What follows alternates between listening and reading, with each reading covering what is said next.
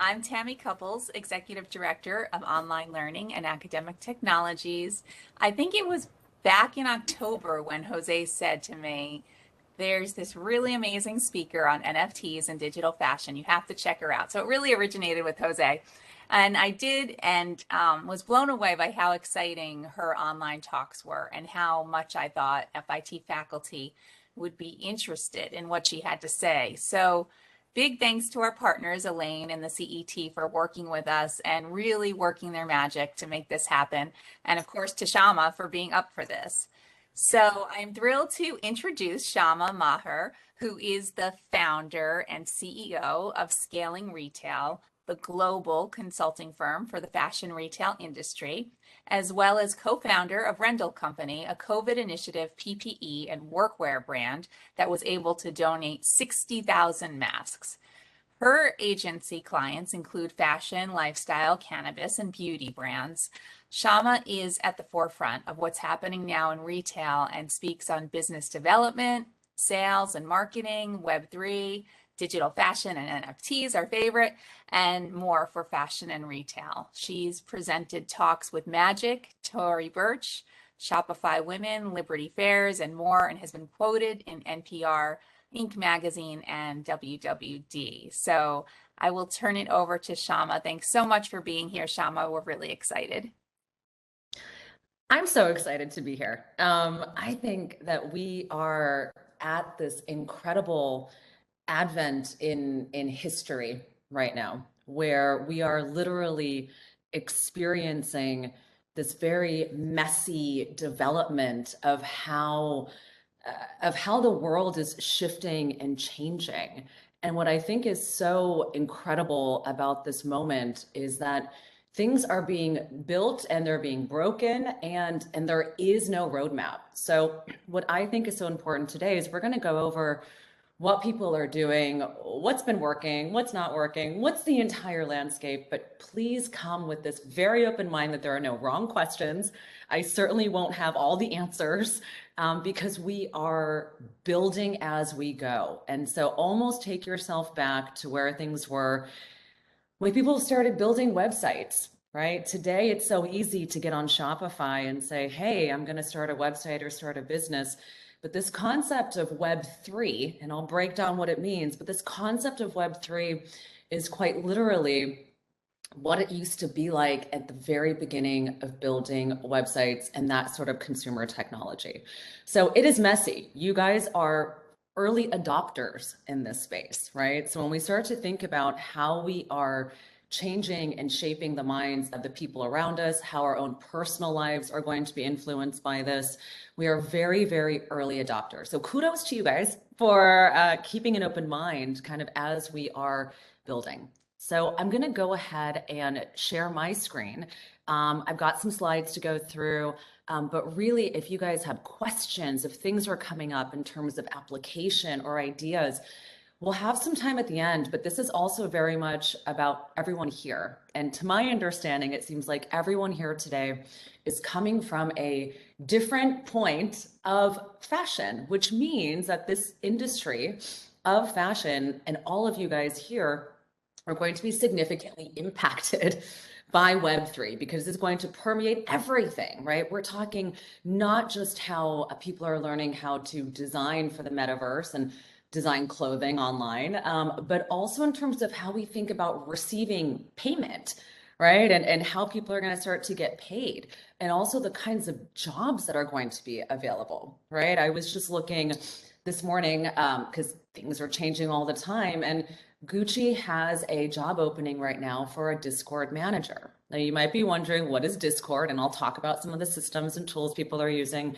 but that is not a job opening, guys, that I think I would have ever planned to have seen in my life. You know, it's so interesting how the fashion industry is really rising to the call of this, which is also, I think, pretty new, right? Like when we think about our industry, things are kind of, in my mind, things run a little bit slower typically, right? You don't necessarily see mass adoption of innovation at scale or that sort of momentum.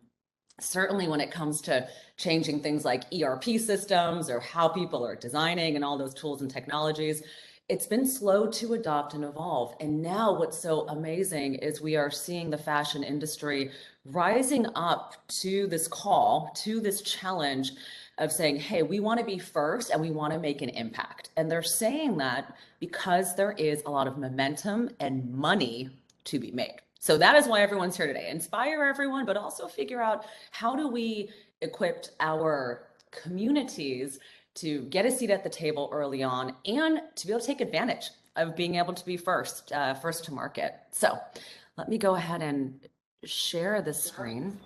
All right, guys. So today we are talking about digital clothing, NFTs, fashion's future. In fact, I don't know if you guys saw this, but Decentraland Metaverse Fashion Week started yesterday. Now, that is pretty wild. And it's not just like a bunch of kids decide to put on a fashion show.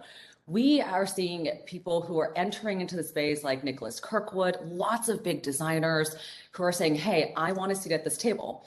And so we are lucky to have this conversation during some really exciting opportunities in the space.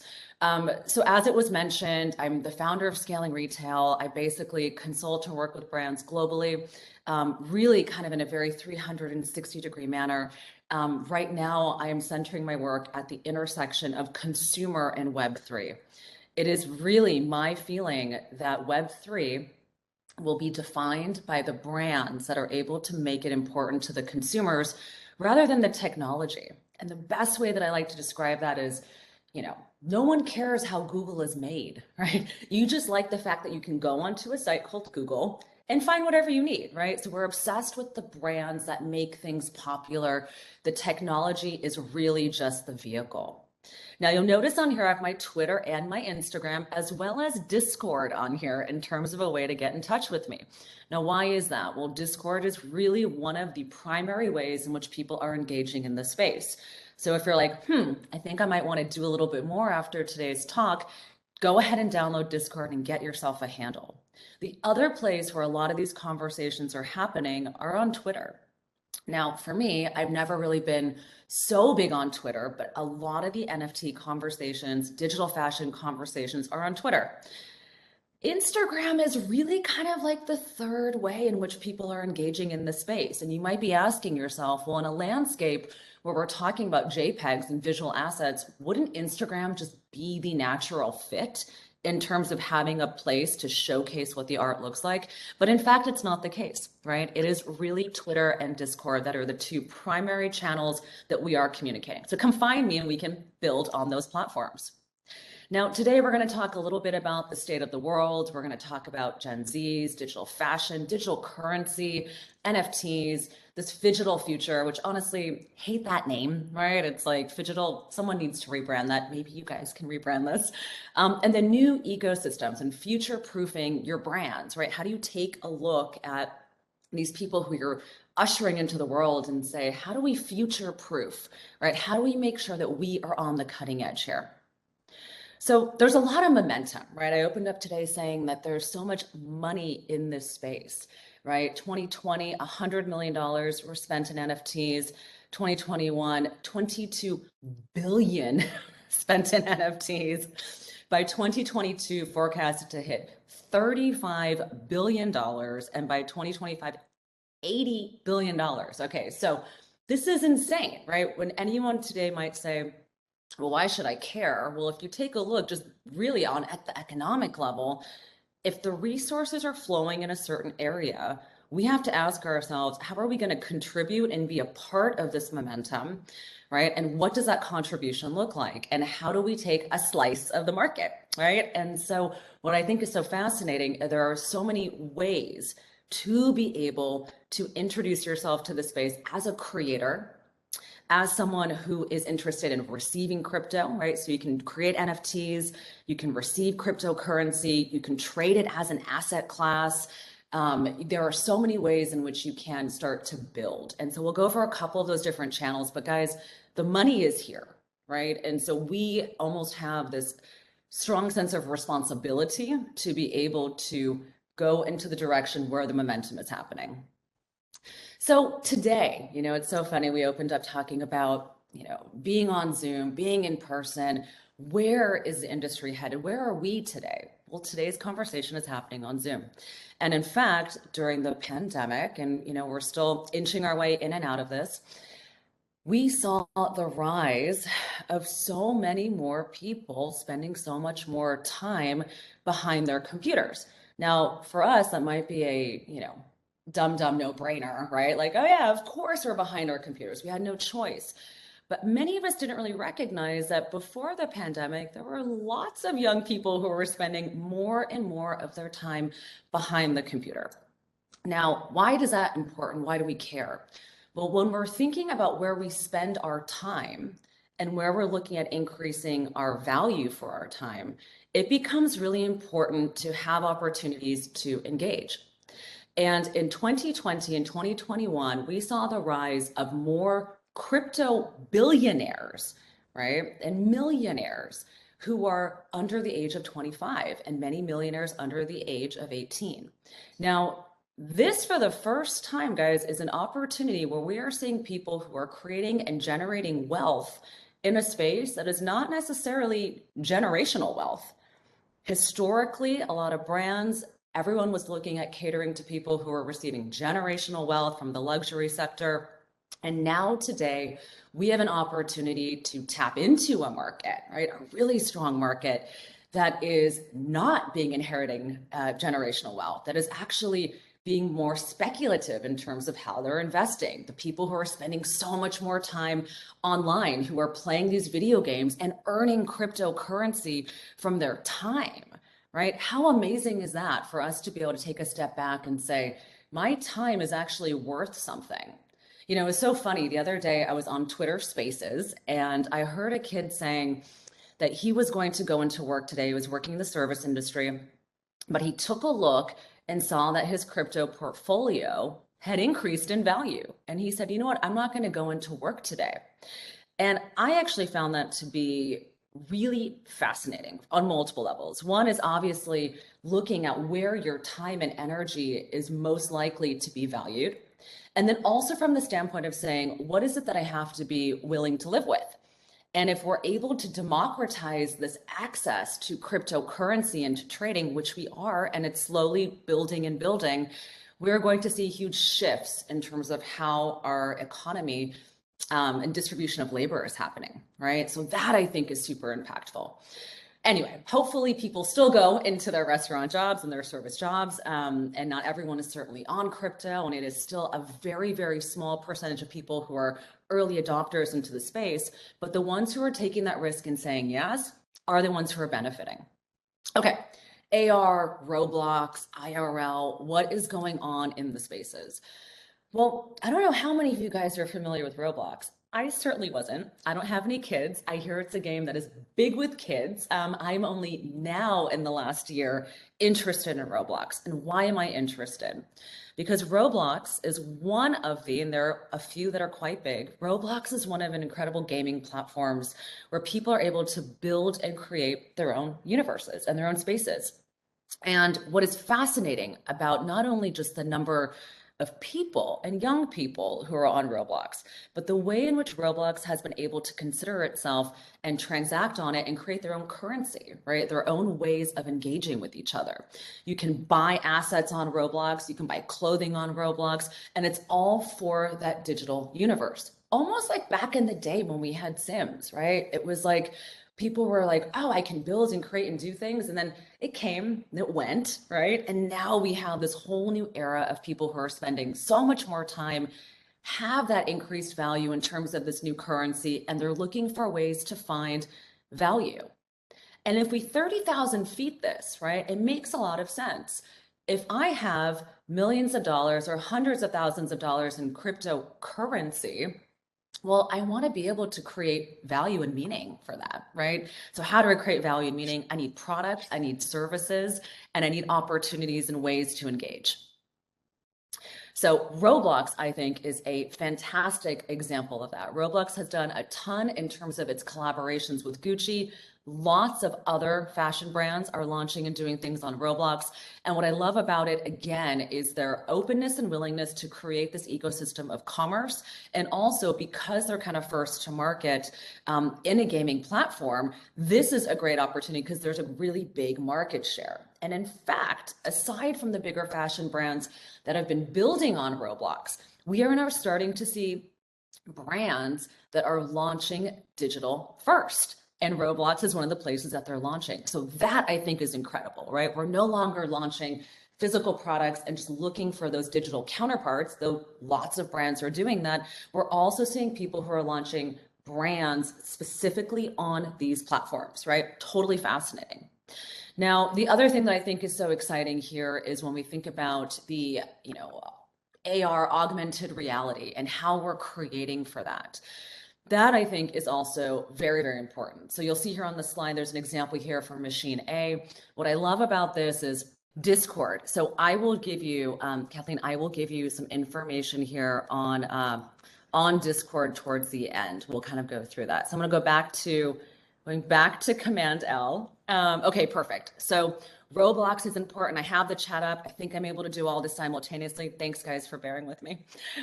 So augmented reality is really important. And what I love about augmented reality is, again, we are not constricted by space, right? We can create immersive experiences.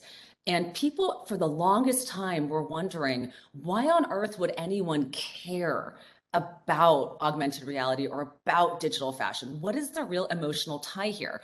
And what I think is important to understand is that when you look at, again, increasing your time in a space, you want to create value and meaning. And that I think is the most important thing to walk away with, right? Value and meaning. So if I'm in a digital world or I can't make it to Fashion Week and I want to experience something, or I want to experience a pop-up, right? I can now do so without necessarily having to travel, which is very important in today's day and age. So like I mentioned, we've got the Metaverse Fashion Week that's going on, guys. It's a little clunky. I think it's going to get a lot better. Please don't hold it against anyone. I think these days when people are saying, hey, but it's not pretty, it doesn't look good, we are in early stages. And so as we're looking at, educating and getting people into the space, we don't necessarily want to look at what has been done in order to replicate it. We want to look at what's been done in order to study it and say, how can I literally do this better? Best practices are hard to find, but examples of things that are, something that's done well, a lot of things that are not done well, that starts to give you key indicators of where you can start to build in the space. So I want to talk about a few different projects and how people are looking at the metaverse from this perspective. Now, this is an interesting project here called Mavion. And what I love about Mavion, and I hope you guys get a chance to take a look at it, is this is one of the first launches, and they just launched a few weeks ago, where you are actually able to mint an NFT, right? So that means that you would open up a MetaMask wallet, right? And I can go through some of the steps, right? You want to take your money from your bank account, your Chase bank account, or wherever, and you're gonna migrate those resources to Coinbase. You'll take those resources from a Coinbase platform and then put that onto a digital wallet in which you're going to transact. So there are a few different steps and hurdles to get there. But once you get into that wallet and you say, hey, I want to play and buy an NFT, you're kind of forced with all these questions, right? Who do I want to buy my NFT with? What are the invitations or the projects? What is exciting and new for me? And so what I love about this Mavion project is that they are doing something fascinating, which is for every NFT that you mint, you will be able to unlock a physical accessory. And so you'll see here, there are different ways in which this is going to be able to have some utility. The unlockables means that I'm going to get that pair of earrings or that handbag that comes with the NFT. There's an augmented reality component of this NFT, which means that that accessory, right, is going to be able to be worn on Instagram, right? It is going to be able to be worn on these different platforms.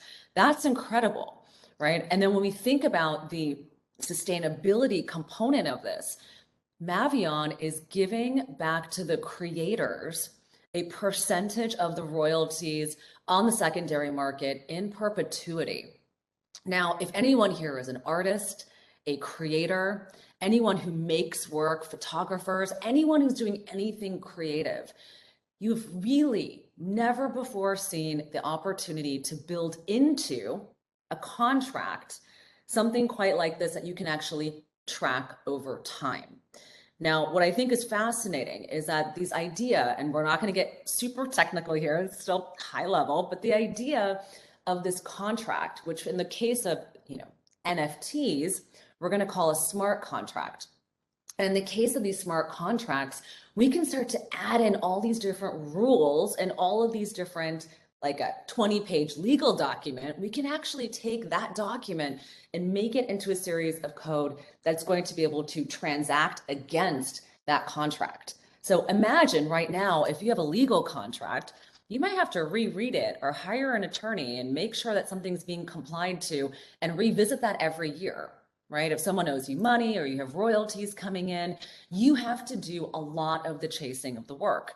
With the smart contract, it can be built into the system such that you will be receiving those royalties without having to do that sort of maintenance. That, I think, is going to change the creator economy. And again, in a way we haven't seen before. And currently, we're seeing a lot of that being launched in the music industry. And with the launch of Mavion, we're starting to see it done in the fashion, accessories, apparel industry. But my hope is that as we have more brands and more people launching NFTs, that they will be embedding, right, that creator economy royalty program in perpetuity for all of their projects. So that, I think, is just is super, super fascinating. Okay. So you'll see here's a roadmap. So when it comes to what are the components of an NFT, or how do you start to think about, hey, I have a friend who wants to launch a project. How do I do it? There are a few very simple components to this, right? Yes, Roberta, I hear you, right? So blockchain referencing, tracking creates pollution. Absolutely, right? Right now, we are in this very, very early stage of trying to figure out how to create a much more cleaner blockchain environment.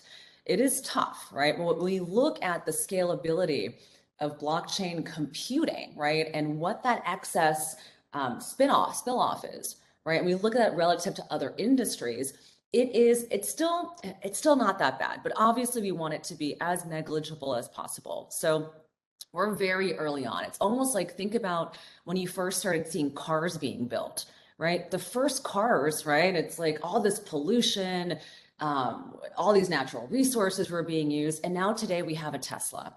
And so I would say, think of it in that framework, right? Blockchain is early stages. The more people we get her in the space, the more engineers, the more evangelists, the better the technology will be faster. And hopefully it won't take us so long to get to the Tesla of the metaverse and of blockchain.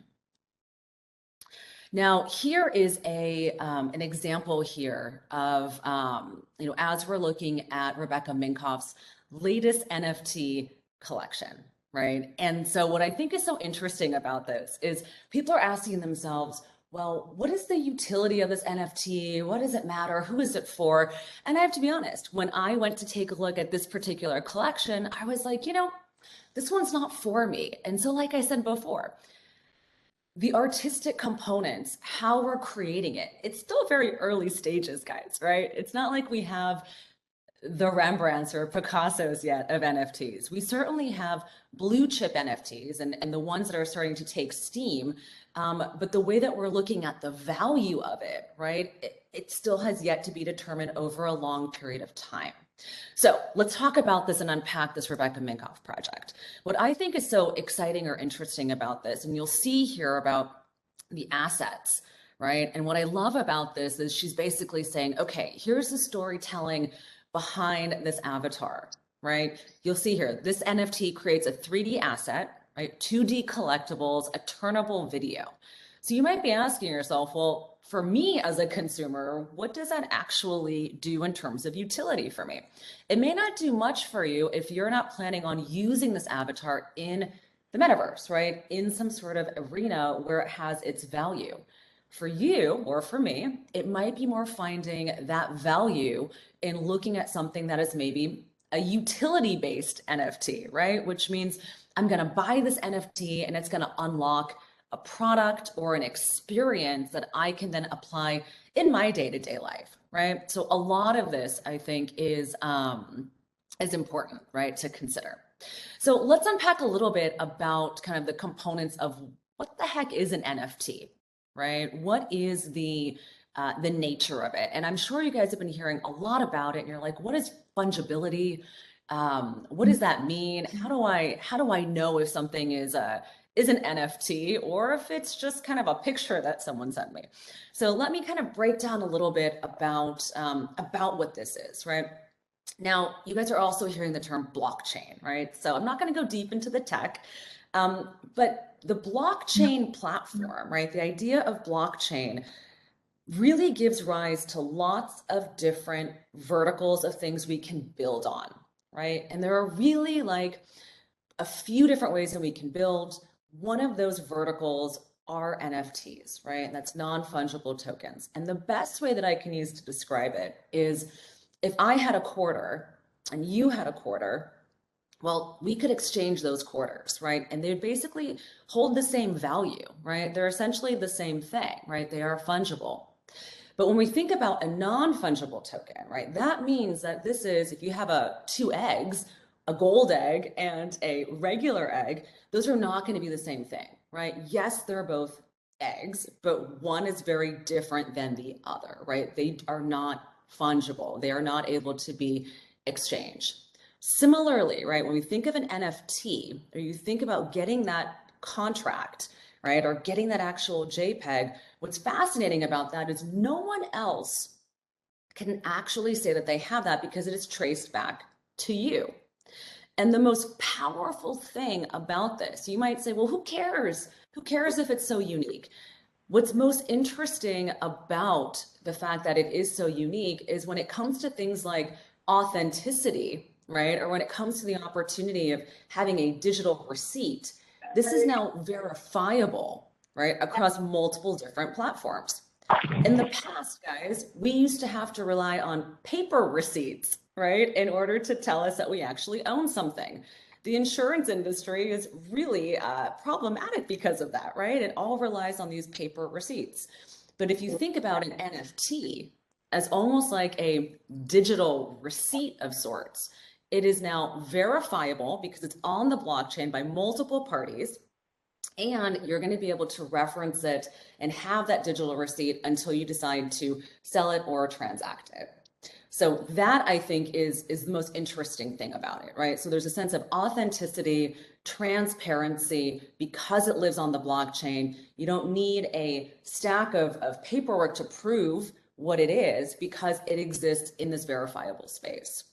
And so when we talk about NFTs, there are so many use cases. And obviously today I'm focusing on, how are we looking at the fashion side of NFTs? But the unlockable experiences around this can also really be seen in terms of, let's say, music, for example, right? Or attending an event. Imagine if today you guys hosted an event, right? Or even let's say when it comes to a conference, right? You have a big conference, everyone shows up. Well, do you remember like some of your conference badges that you keep, or some of the tickets, or some of the memorabilias and mementos? NFTs can also be issued very similar to how we think about concert tickets, right? Or things that are going to have lasting value to us, which I think is pretty incredible in terms of keeping a paper trail of memorabilia. Now, NFTs and blockchain also scare people. And I think one of the biggest arenas that it scares people around is specifically because of authenticity and transparency. Because if you think about a system in which I'm, sending Kelsey some money and she says, okay, I received the money. Well, that's between both of us. And maybe there's a bank that's going to be able to verify that, right? But in the world of blockchain, right, you're paying fees to buy an NFT or to buy a cryptocurrency because you want that transaction to be independently verified by multiple parties that are then adding that onto the chain. So think of your gas fees, right? Those transaction fees as really you paying for that authenticity. Now, instead of me saying, hey, Kelsey, I sent you, $10. And she's like, no, actually, I only got 5. You only gave me 5. We can actually say, hey, actually, here's the real amount that was exchanged because of the verifiability. And that I think is also so incredible about the future of our industry. So I've got a couple other really fun examples here, and so many resources. Obviously, I feel like today is just barely scratching the surface on everything, but I want to go into some resources and ways in which we can actually further the way we're thinking about things. There's an incredible French company called Ariane, and what I love about what they are doing is they are enabling, right? They are enabling brands to start to think about creating community, and how do we start to reward loyalty, and how do we get people together who are actually a part of these experiences? One of my favorite examples here is if you go onto like the Gucci Facebook group, or sorry, the Facebook page, you're going to see millions of people who are fans, but don't actually own the product, right? So how do you start to create digital access points for people who actually own the product, right? The people who are actually a part of this, a part of this ecosystem. And so blockchain is able to create those ecosystems by those smart contract receipts, right? And so this is a great example of creating community, leveraging blockchain and leveraging that digital receipt. So again, some of the biggest areas that we're seeing so much excitement around, right? So private communication, opening up all of these new technologies and ways in which we can track things back. I have a number of interesting brands right now that are looking at implementing sustainability through the traceability, leveraging the blockchain. And what is very important and exciting about the sustainability movement when it comes to traceability is that in the past, and I'm sure all of you guys hear this on the day-to-day, there's so much greenwashing. Where do we know that yarn is actually being, where do we know the yarn is actually being, created from, right? How do we actually know that the farmers are getting paid a fair wage, right? How do we actually know that we are giving resources back, and where are those resources going? And so when we think about the transparency component, and imagine every time something's transacted, it is on the chain. It is open and verifiable. I can see it, you can see it. There are no logins, no passwords. Everyone can see everything. And so I think one of the most exciting components of the blockchain is actually what it's going to mean in product development, what it's going to mean in terms of giving back to our farmers, giving back to our design communities. And when it comes to making sure people are getting paid a fair wage, how do we know what's being transacted? Blockchain will allow us to do so. So here are some other fun resources and places that I think are great to be able to play in. There's a platform called Digital X, and what they're doing is basically creating, super cool kind of online avatars and really kind of developing that 3D modeling, right? And what I think is so fun about this particular project is you're seeing some of the most creative pieces that are being born on the 3D metaverse. And what's amazing about that is in the past, when you would think about the barrier to entry for a designer who wants to get into a space, and maybe they are amazing at illustration, but they're like, hey, I don't actually know how to build the business, sell it, how do I build marketplace? How do I find a sales rep? All these things, right? They're amazing illustrators. And maybe they're so passionate about designing the most incredible pieces. Well, this space that we are in right now is the perfect space for a creative, talented person who is looking to express themselves in a particular way that suits their own skill set. Now, you can certainly go about building NFT projects and brands and creating metaverse experiences. But for someone who's just interested in playing and really designing and illustrating and playing with the technology, there's space for you. In today's world, in the fashion world, there is such a high barrier to entry to make something even as intricate as you see here on the screen. You know, where would you find it? What's the minimum? How are you sourcing? I mean, so many components. We still want them. I still love my party dresses.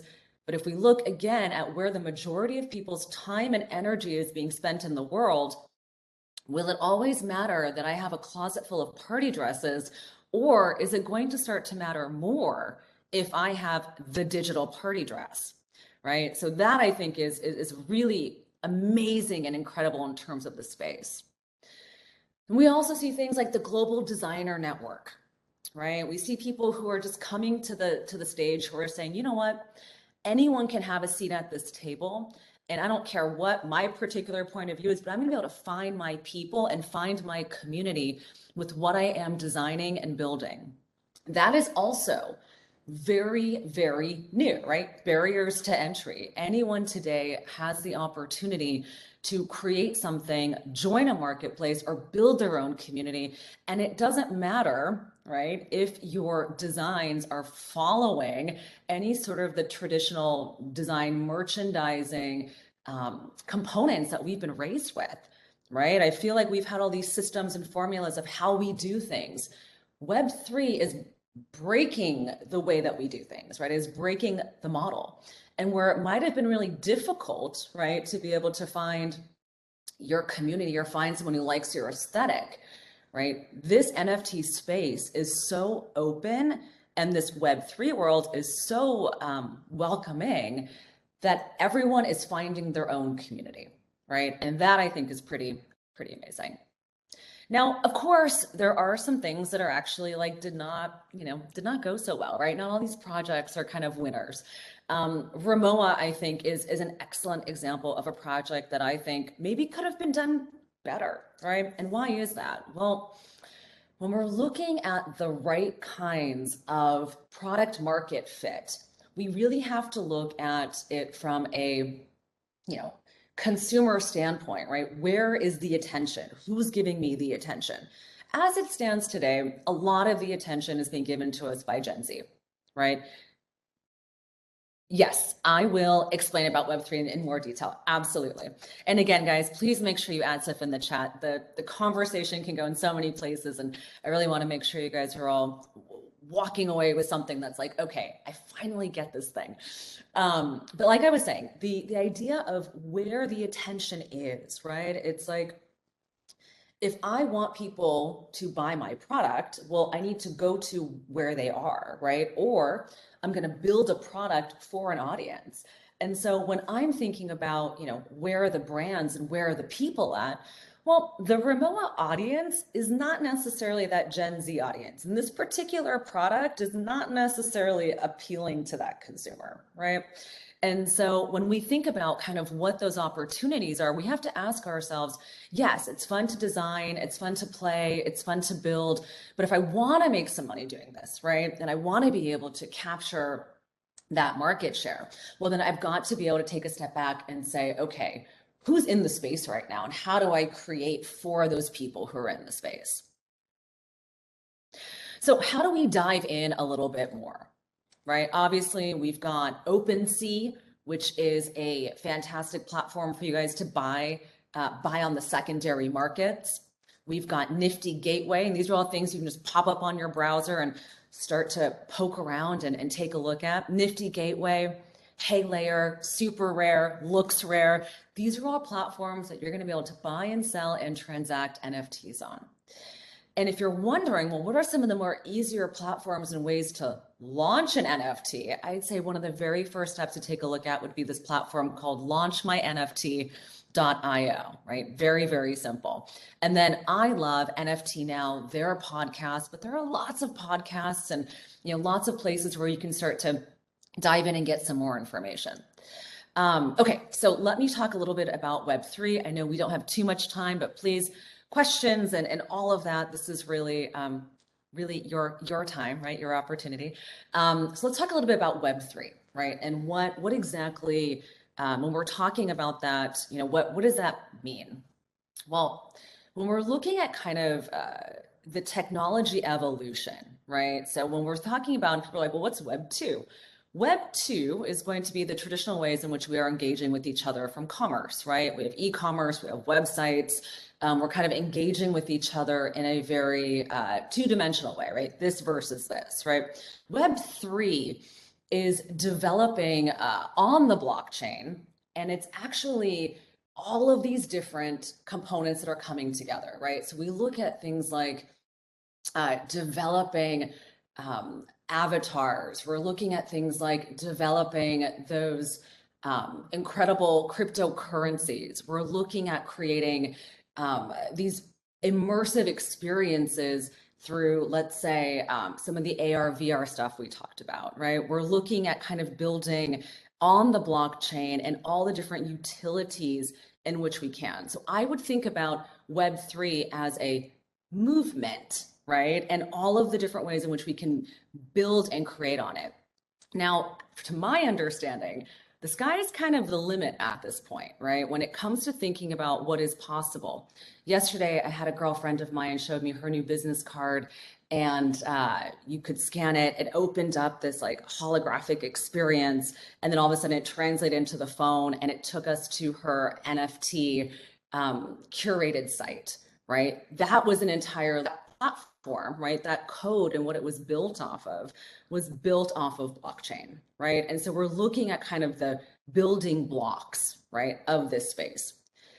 At this moment, and this I think is really important, we have a huge influx here of engineers who are building product and who are building a lot of these ideas. What we don't have at this moment are the artists who are coming to the table to make these things meaningful to audiences, right? To consumers. And so when we start to ask ourselves, where is the opportunity for me or for my slice of the world or my viewpoint? What I think is really valuable here is to ask yourself, what is it that I want to create in this world? What is my expression or my talent? And then how can it actually be easier, right? And maybe it is going to be implementing something off of the blockchain. These days, what I've been hearing so much about is people who are rushing to build NFTs or rushing to be in the market without asking themselves, well, could I do this without it being a Web3 NFT blockchain project, right? Is it possible to build this in another way? And so I don't necessarily think it's for everyone at this moment, right? Because when it comes down to it at the end of the day, we still are going to do business with handshakes, hopefully still in the future. And if your business is running a small mom and pop store and you're not even ready yet to open up e-com, let alone start to accept cryptocurrencies, right? It really doesn't make sense for your next phone call to be like, okay, how do I build an NFT collection when you're busy selling to your local community, right? So that I think is also very important. All right, guys, I think we've got a few more minutes. I'm going to go ahead and turn off my screen share. I feel like I've gone a little bit over than I probably would have liked, but I'm very excited to get to hear from you guys. I'd love to know what questions, ideas, and things like that. Can I ask a question? My name is Eric. Yes. Hi. So I am not in the fashion world. I'm an interior designer and architect, and I teach in the interior design department and the business school design thinking. And I came here by way of my students wanting to design galleries that show NFT artwork, as well as my business students who want to create business models using NFTs. So from a physical point of view, what does the space look like? Say if you're trying to bring brick and mortar to this world, this Web3 world. Totally. Okay. A couple of resources. One is have them take a look at Someplace Social. Someplace is incredible. It's founded by Lana Hopkins. She also comes from fashion. She has a really great background. And they are right now in their kind of beta launching stages. So take a look at that project. I think that's like so amazing. The other thing that's really interesting right now is I've been working with entrepreneurs who are doing non-dilutive fundraising through NFTs. And so that is very important. So unlocking that from a business standpoint when it comes to people harnessing community. So here's the most important thing here. If you do not have community, none of this works. So when people are asking me, I want to launch an NFT project, my first step is go make a bunch of friends who care, you know, and then you can sell to those friends, right? Because if you do not have a community, the upheaval is it's so much work to build it and sell it. The other thing that's really important here is that you don't have to launch with a huge NFT collection. We hear a lot about these 10,000 piece launches. I think launching small and pre-selling those NFTs to your community so you have the almost marketing sort of hype here in terms of it being sold out, right? So when you're thinking about like building that sort of like momentum, people really care if it's sold out or not. And then in terms of looking at building business models, another thing I've been working on with brands right now is tracking all this back to their P&L. This is very difficult. NFTs and Web3 don't come out of your digital marketing budget. It might seem like it because it's like, oh, it's this fun postcard, digital postcard, or what is this thing? It's actually very different. This requires a lot of infrastructure build out. And so when it comes right now to building those teams, a lot of the engineers are expensive and really busy because there's a backlog of people who want to build. Now, I'm that person who like drinks a glass of wine at night or 2 or 3 and goes on Fiverr and tries to find people and build projects. You know, I'm that kind of crazy entrepreneur. But I would say when it comes to getting these projects off the ground, it's important to ask yourself, can I commit to the space for 5 years? Because we are not where we should be. It's like I said before about the first cars and the Tesla, you know, like we're not at Tesla yet. Like we're still like figuring out what the heck's going on. So my suggestion is to not look at it as a one-time kind of drop. It's to really look at it over time. And that's the only way you're going to be able to see your investment really pay off on this channel. Did that answer that, Eric? Was there any Yes, follow-up? it did. Yeah. Thank you. I got a lot of notes here. Thank you very much. Perfect. Yeah, of course. Of course. Anyone else, guys? I like this. Hi, And Eric, I want to keep talking. Chat, but are Yes. NFTs expensive to create? No. So here's the thing to consider. So that that one resource at the end, I was like, launch my NFT. .io. Take a look at that because it's actually really, really simple to be able to do it. I'll tell you what gets expensive, right? So quite literally, and I did this myself because I was like, oh, I need to. I mean, I can't design really well at all. I was like, you know what? I'm going to do it. So you can actually post anything, right, on OpenSea, for example, right? I uploaded a JPEG, I posted it. I couldn't sell it though until I minted it on the platform. I have to make it saleable, right? But you can absolutely create them, house them. And again, it doesn't have to be, you'll hear a lot about, you know, different layers of artwork, right? Rarity, making sure something is unique and special. Those are all kind of fine tuning of the NFTs, right? Those are people who are really interested in it in a different perspective. But you can absolutely take a photograph or a screenshot of what we have now, post the screenshot on OpenSea. I could list it to be sold, and Nicole, you might buy it, you know? So it's actually really, really easy. I think what's hard is actually saying like, what's the whole point of why I'm doing this? So like, you know, I can actually post this on OpenSea, but if you guys don't care and no one cares, then what's the point, you know? So again, to go back to this like community thing, you have to build a community or find one that's gonna care, right? And then launch. And the other thing that I think is so cool at this moment is like, imagine if every time someone opened up a website on Shopify and launched a business on Shopify, imagine if like every person who had a Shopify account who was involved with Shopify said, oh my God, Syama opened up a Shopify store, and told everyone on Twitter and told people on Discord and got people excited. That would be amazing, right? Because it wouldn't matter what I built, what I had.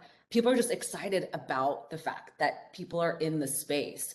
And so in addition to your own communities, when you launch an NFT today, you are also marketing to a group of people who just like NFTs in the space. Like, these are people who may not care that it's of a cat or it's of this, because they're interested in it as maybe an asset class and holding value in it, or they love the technology, or they're interested in being a part of it, because in this very early stage, we are in a movement, right? This is like, everyone's excited. So I don't know how much longer that's going to last, right? Where every time you launch a project, there's people who are like, oh my God, that's so cool. But that is exactly where we are today. Thanks, Nicole.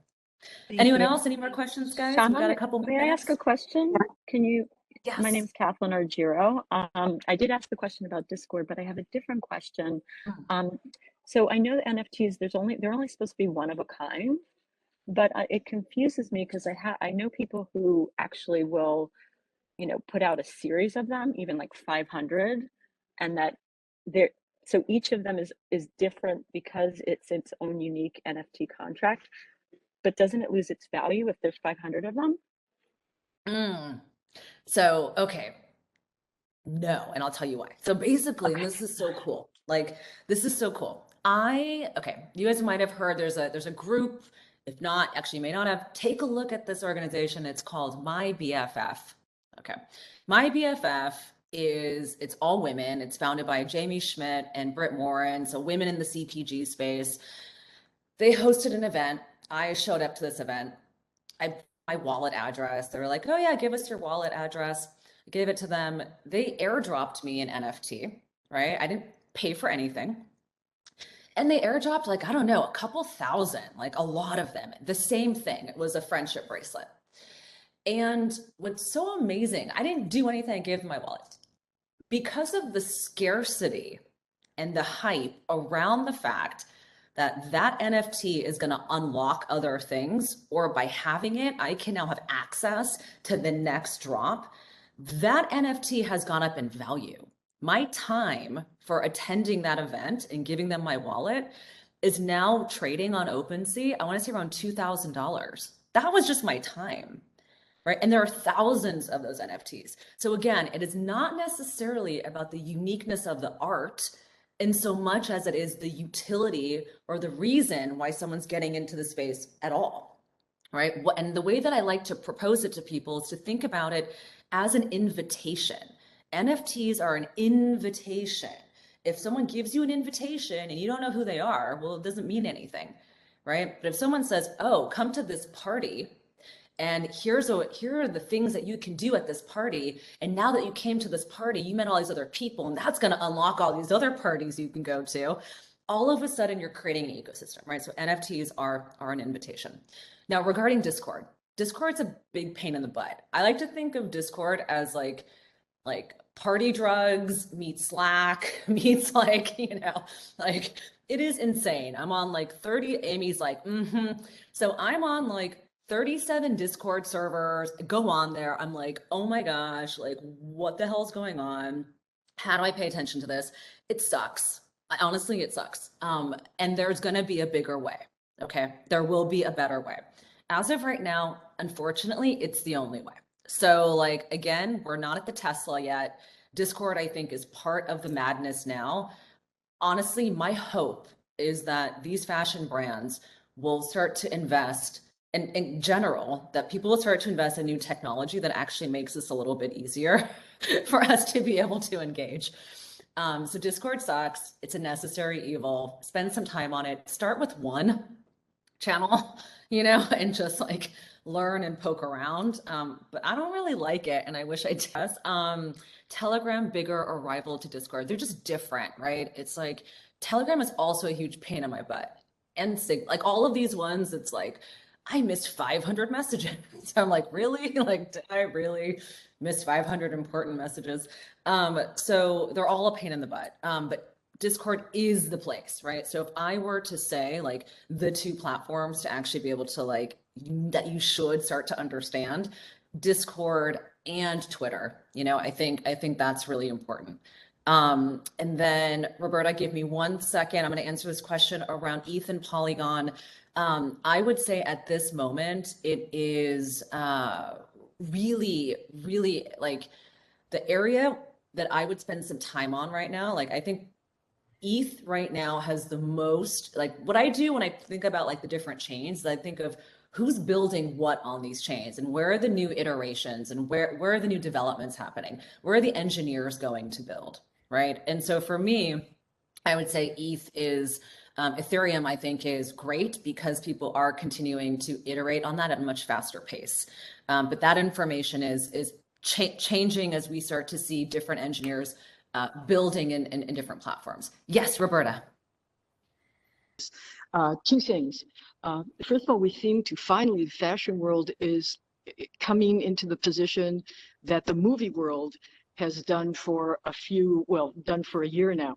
An FIT grad, Yvette Vargas, is at the New Hollywood movement, and a $50 million movie is being financed by the selling of NFTs, the camels. I don't know if you've seen it, Antara, the movie, and they're selling avatars of camels. That's the great news, because the gatekeepers, both in submitting scripts in Hollywood and in producing fashion or designs here, is the same thing. Get rid of those gatekeepers, and there's this community that you're talking about. It's fabulous. The last thing I'll say, and you're going to hate me for this, is in the fashion world, wearing clothing, what research has shown is what makes fashion, what makes clothing so important and affect our lives, our personalities, our physiology, is that the clothing, first of all, has symbolic meaning, and secondly, that we wear them, that we feel it. And the studies have shown that. So what happens to us all now socially in this non-tactile, non-feeling metaverses? It's just a dystopic note. And I don't know if you've thought about this, or what we do about this, or how we supplant that. I'm Roberta, and I'm done. Sorry. Thank you, Roberta, for that high note. I do, Roberta, and I so appreciate your perspective. What I think is interesting is we never really thought about these digital universes as being so emotional. And so the way that I think about things is, where do I actually find emotional connectivity? I didn't care about Zoom before the pandemic as much, right? But now I care about my background. I care about the filter. I care now. And so I think the difference is that we will always care about what we put on our bodies in so much as our lives are existing with each other, right?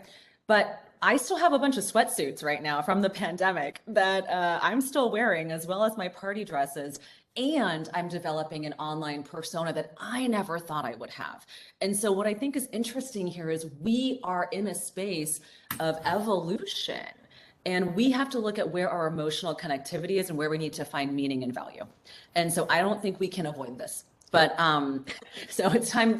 My parting words are: it's time to open up our arms and embrace the fact that our identities are shifting and expanding. I would now like to introduce our dear colleague, Vincent Quan, who is the Assistant Chair of the Fashion Business Merchandising Department. And he's going to talk about his hands-on experience. All right. Thank you, everyone. And wanted to introduce you first and foremost to a partner of mine. First of all, we want to thank the Office of Online Learning and Academic Technologies, Tammy and Elaine, for pushing this forward, along with Jeffrey and Jose, in terms of the support. Joining me today is Mr. Nathan Yu, Chief Strategy Officer of KStarLive. And Nathan will introduce himself in a second. Go ahead, Nathan. I want to go on camera. Right. I'm Nathan, and I'm also a FBM grad 2018, class of 2018, and it's my great honor to be here. Thanks for having me. So Nathan graduated from FBM as a great testimonial to FIT's reach. And Nathan is about 13 hours ahead, so you should know. He is in Seoul, South Korea, along with one of our colleagues I see online. Thank you very much. A shout out to Leonard Best for being up at this ungodly hour. Len, we appreciate it. So, and I'm Vincent Quan or Vinny Quan, so let's start. Okay, so today's agenda, we're going to cover we're going to do some level setting. We're going to cover blockchain, cryptocurrencies, NFTs, the metaverse in brief, because that's not the focus of our presentation today. And most importantly, we're going to take you through an NFT transactional walkthrough with the assistance of Nathan and his company. So take a look at this image. Can anyone tell us, just wants to shout it out, what this is? Any volunteer? Just shout it out. A ledger? It is a ledger. That is correct. Okay. This, in fact, is the predecessor to the blockchain in its simplest form. This ledger was the charge book for Mr. Henry Sands Brooks, founder of Brooks Brothers. And this ledger is dated April 7th, 1818, over 200 years. So in essence, the blockchain is a digital ledger, and it is a distributed ledger in which all transactions are recorded as blocks to form a continuous historical record of the item via a smart contract. So we figured we'd go through a couple of definitions, very important to level set. The next definition would be a smart contract. And what is that? A smart contract, okay, is a digital agreement between the buyer and seller, which is self-executed as code running on the blockchain. And then you may have heard some other terms, which we are going to, make you aware of. But the blockchain, in summary, is a decentralized and shared entity operating on Web 2 and accessible to all. Its records are immutable, meaning its transaction history is permanent and cannot be altered. That's one of the beauties. You know, Henry Brooks's ledger could easily be lit up and would turn to ash. But because the blockchain is a distributed ledger, it does not reside on one computer. It is worldwide on multiple computers. So there is redundancy. Again, it is a digital ledger, and a smart contract obviously is where each contract or transaction is executed automatically via a set of rules. You may have heard of the word minting versus mining. So I figured, Nathan and I figured that we would enlighten you a little bit about the concept of minting versus mining. And pardon us if you're way advanced and these concepts are very well understood, but we wanted to level set. So minting actually is the process of converting a digital file into a digital asset and storing it on the decentralized blockchain.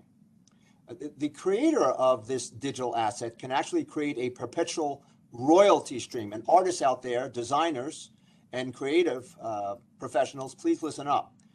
Create a perpetual royalty stream by building in a commission every time the asset is resold. So this is how money is made. Not only initially on the first sale of that item or that NFT, it is made on subsequent sales of that same item in the hands of different owners. Very important point. Mining, on the other hand, is a process by which new crypto or cryptocurrency is produced and transactions are verified. These transactions are then recorded as blocks to form a continuous historical record, as we had said, of the item created via a smart contract. Oops, sorry. So what is a cryptocurrency, or what is cryptocurrency?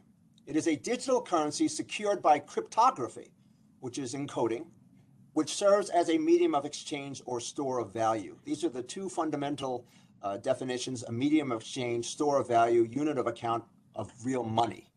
It is a digital asset stored on a network. And here's the part about the decentralization of cryptocurrency. It exists outside the control of governments and central authorities, of which the government is trying to obviously rein in some of this information. In terms of different types of crypto, let's take a look at a 5-day snapshot of 5 different types of cryptocurrency. Okay, first and foremost, on the left-hand side, you clearly see the most well-known and highest value cryptocurrency called Bitcoin. Okay, at 41,000 US dollars conversion.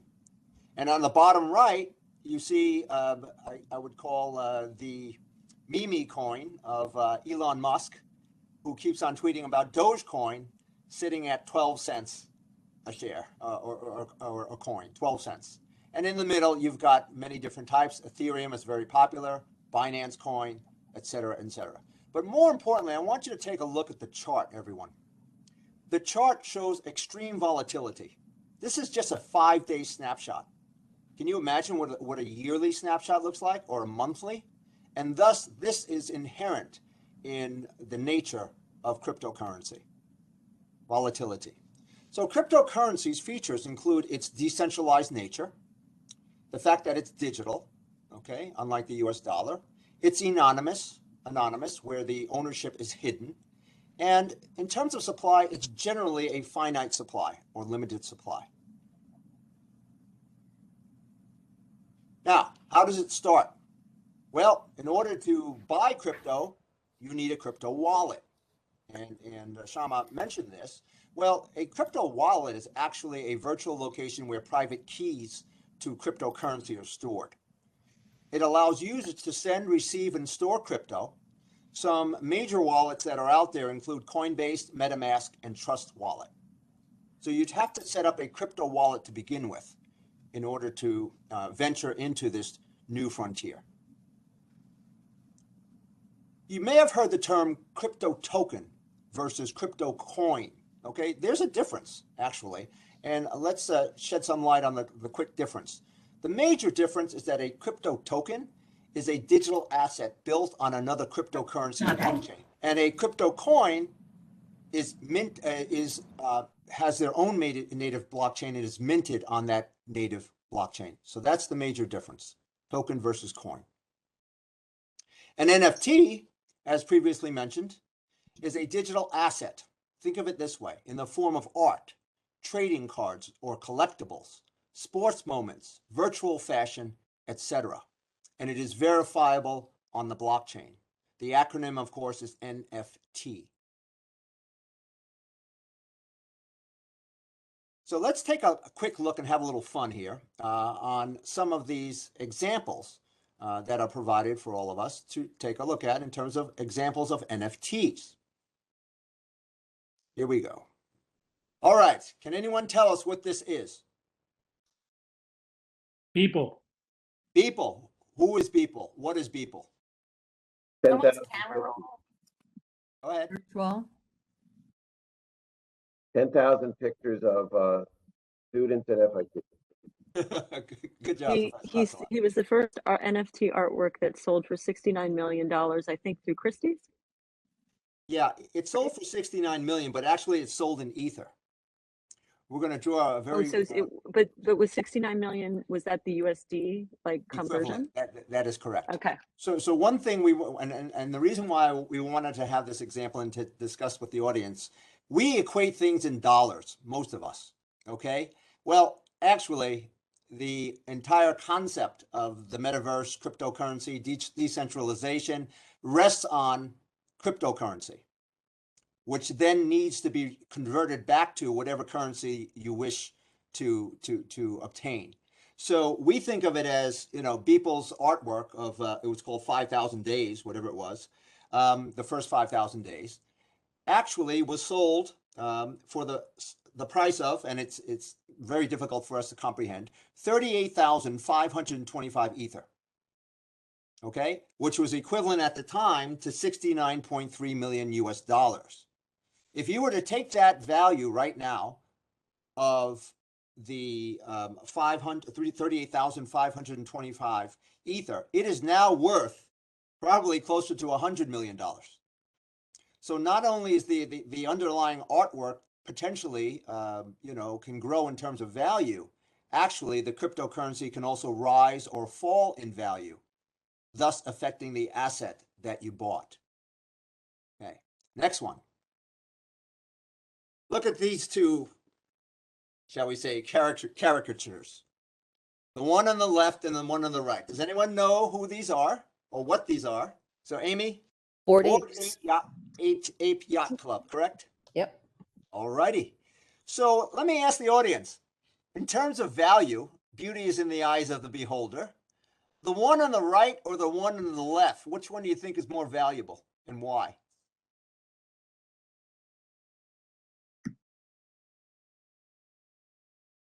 Okay. Didn't the one on the left get bought by Justin Bieber for Yes, like it did. over $1 million? Yes, it did. Okay, but the one on the left or the one on the right, which one do you think looks like more greater value to you personally?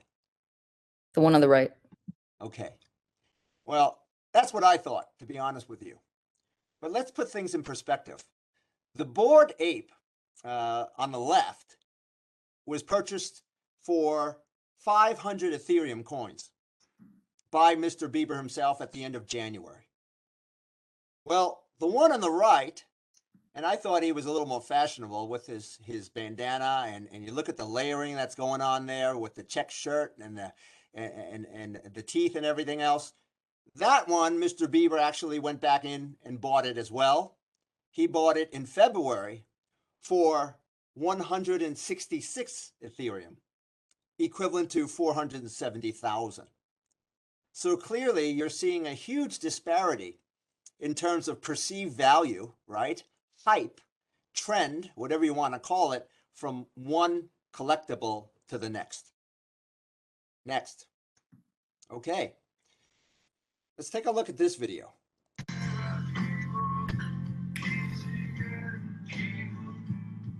All right. This is this model is called the X. It was launched by a firm that many of you may be familiar with in the news, RTFKT. It is a digital or virtual sneaker company that was purchased by Nike. Just for the record, this item was sold simply in US dollars for about $65,000. And it resides obviously virtually. Okay, let's look at a fashion item. Another fashion item. This is the Balmain flame dress. Okay, and it was launched, in collaboration with a gaming company. And so this was sold for about $8,000 at the time. I don't know if this has been resold since then. Okay, so where do we buy and sell these items? They reside on markets, okay? And markets, okay, basically are platforms where digital assets can be stored, exhibited, traded, bought, and sold. And some examples of markets are OpenSea, Rarible, and Binance's featured market. So this is the marketplace upon which you buy and sell your NFTs. An example of the OpenSea market demonstrates that the Bored Ape Yacht Club actually ranks #1 in terms of Ethereum volume. That's 37,522 in volume over the last 7 days generated on for the Bored Ape Yacht Club collection on the OpenSea marketplace. And briefly, as we decided to discuss, what is the metaverse? It's a virtual world where blended realities take place and participants can interact as if in a real world. It is the new frontier, we call it, where users live in a digital environment. And let's show you, Nathan was able to find this, okay, a nice video on Roblox.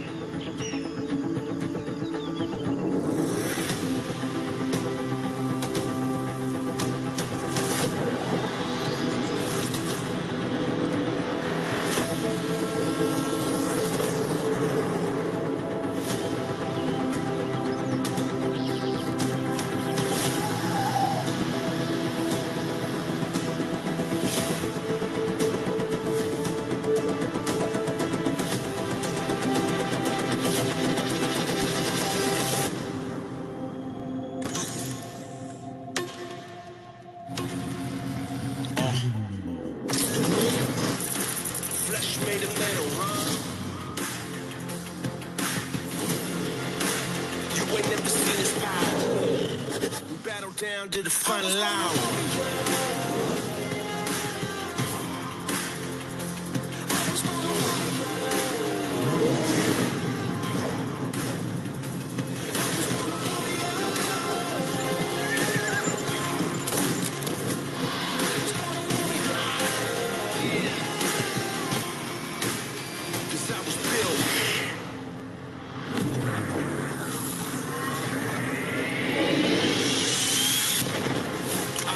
For this, you don't know who you're messing with. The warriors exist. You take a shot, better not miss. I was born for this. You don't know who you're messing with. You take a shot, better not miss. Yeah, I was born for this. You don't know who you're messing with.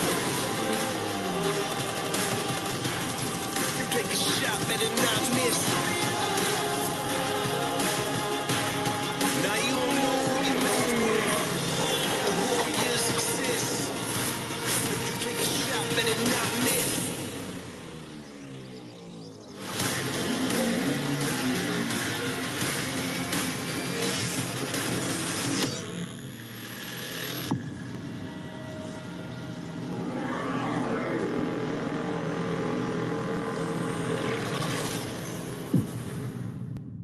All right, welcome to the metaverse from Roblox's eyes. So now we're going to start the transactional walkthrough that we promised you, and Nathan's going to be our pilot. Is going to pilot the plane in a few slides from now. But we decided to show you and build a presentation that explains Nathan's collaboration in his company, KStarLive, and what it does with regards to creating NFTs. And so with this walkthrough, we hope to demystify the whole idea of what an NFT can and what it is and how it can be actually bought and sold from one user to the next. So let's take a look at this. I don't know if anyone remembers these, but a nostalgic mystery box, as we would call it, circa 1970s. If you remember very clearly, you may have wanted one of the items contained behind the in the glass enclosed case there, and asked your parents for a nickel at the time, and asked them for another nickel, and probably about 20 nickels thereafter. Okay, and still you didn't get what you wanted, and then your parent pulled you away and said, you know what, go get your own money, we're out of here. So fast forward, and jokingly, okay, 50 years later, which was where we are, over 50 years, okay, to 2022. So Nathan, would you like to take it away, please? Sure, yeah. So in 2022, we have this NFT mystery box. As you can see from the video, people randomly receive the photo card inside the mystery box. So this is the K-pop NFT mystery box my company launched on a NFT marketplace called Binance.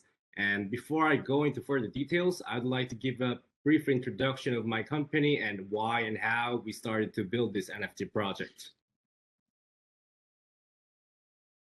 Yeah, so KStarLive is a South Korea's entertainment news and social media platform with a focus on all things Hallyu, be it K-stars, K-pop, K-drama, or K-fashion. And currently we have about 10 million subscribers around the world.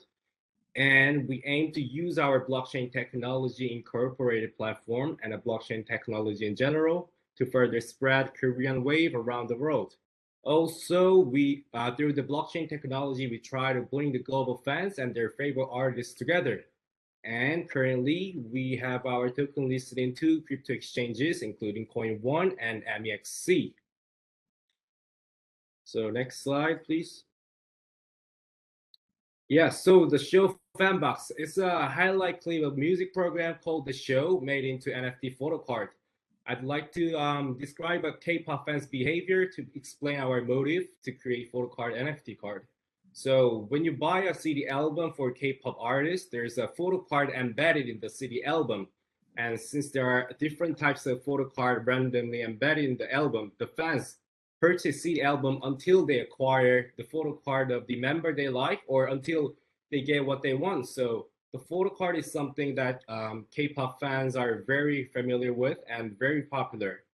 So we tried to implement this system that they are already very familiar with, but only blockchain was incorporated and the photo card was digitalized.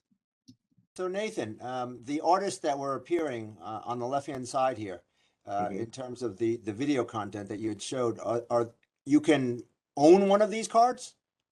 Yeah, of course, as long as you pay for it. Yeah. Okay. All right. So let's take a look. Go Okay. ahead.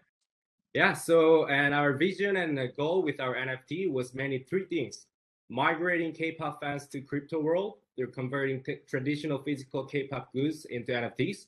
And conversely, we wanted to bring crypto users to K-pop world by introducing K-pop artists to K-pop NFTs. And, you know, we've actually got a few feedbacks from crypto users saying that they've got to know the K-pop artists through our NFTs and became a fan after all. And also with NFTs, we try to connect the fans and the artists together more closely. So let me ask you, as a youngster, years ago, we used to collect, I don't know, baseball cards or football cards or hockey cards. And then the next generation started collecting Pokemon cards. So Yes. what is the vision? How do you translate that into what you do? How do I translate it? Yeah, to digital. Yeah, just like I did, we are just transforming the existing goods, the photo card, into NFTs.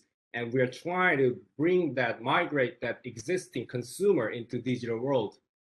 Okay, great. Okay.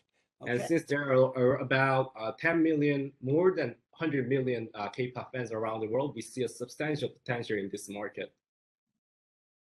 Okay, on to my next slide. So the inspiration. So, okay, so those were three major visions for us. And the inspiration we had was from another NFT project called, maybe all of you may have heard about this already, NBA Top Shot. So NBA Top Shot is an NFT project that created highlight moments of NFT players into NFT cards. And NBA Top Shot has successfully converted physical basketball card collectors into NFT collectors. So today, the combined market cap value of all moments on NFT Top Shot is nearly $1.9 billion. And since there are, like I said, since there are about 100 million K-pop fans around the world, we really see the potential for ourselves as well. Okay. Yeah.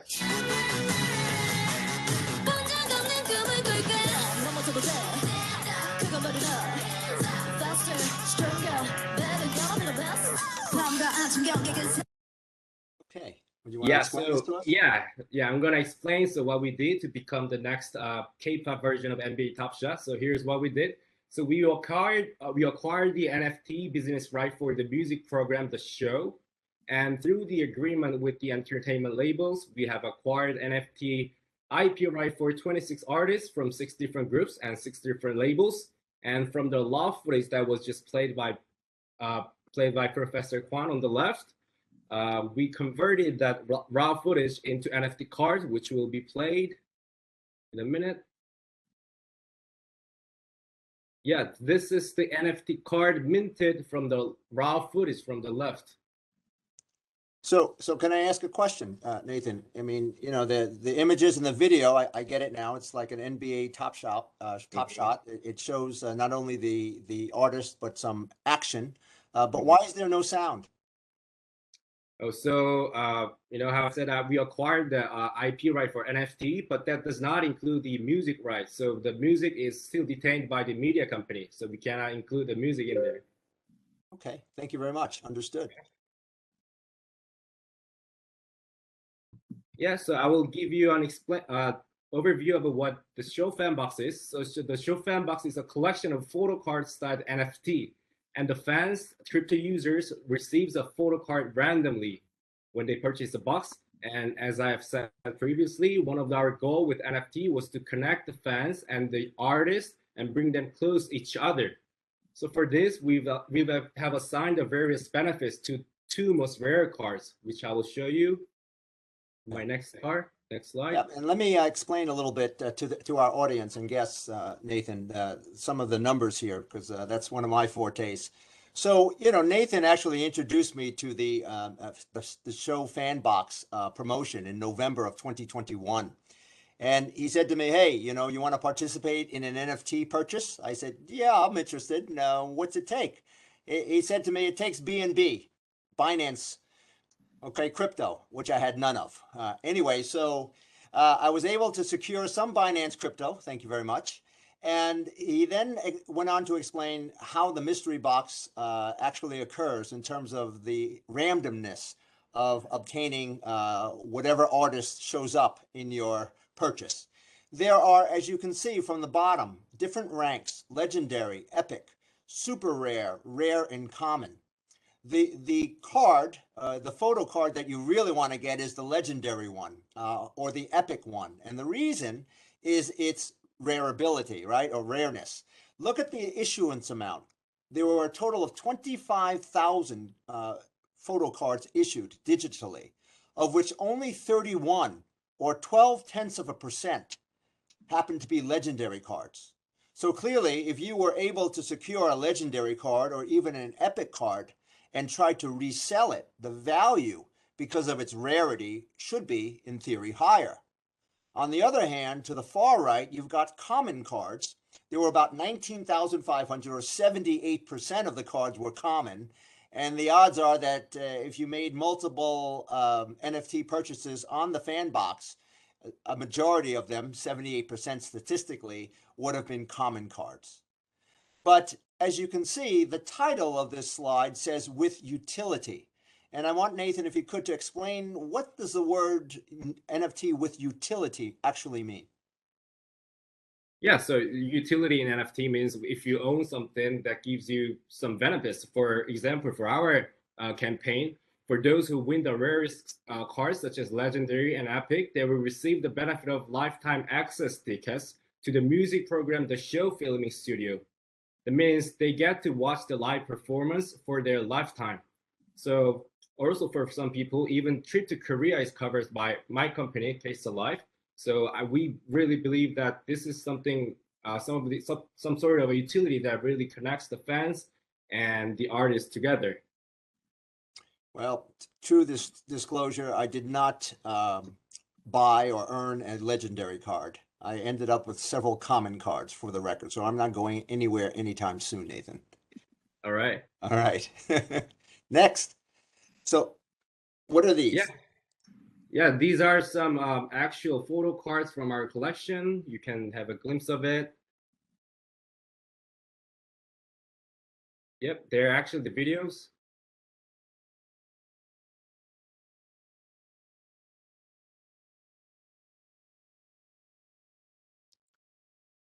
Yep, they were all minted on Binance Smart Chain, and they still reside on the Binance network. Okay, great. All right. Okay, so I want to talk about how our collection was ended. So nearly 5.5K boxes were sold in 2 weeks period of time, and approximately 100K USD revenue was generated for the collection. And most importantly, our campaign was tweeted by CZ, who's a founder of the world's largest crypto exchange, Binance, and he's also the 11th richest man in the world. So what really meant for us that showing his interest on K-pop NFT means that he saw the huge potential of K-pop fans becoming crypto users, and that what kind of synergy would create. So after our campaign, after CZ showed his interest in K-pop NFT, Binance has just partnered up with YG Entertainment, which is a label for Blackpink and other huge artists. And also a lot of entertainment in Korea began to partner up with crypto companies. So in looking at this, I'm the fortunate owner of 5 NFTs issued by the show, Fanbox. And I can tell you that the investment of these collectibles, photo cards, was not much. 0.03 BNB is approximately less than $20 US. So unfortunately, I could not afford a Bored Ape Yacht Club collectible, nor a Beeple for sure. So I've invested or purchased 5 of these. And in terms of the blockchain history viewable on BSC, let's take a look visually of what that actually looks like and or appears to be. Sure, Hold on, let's show the video.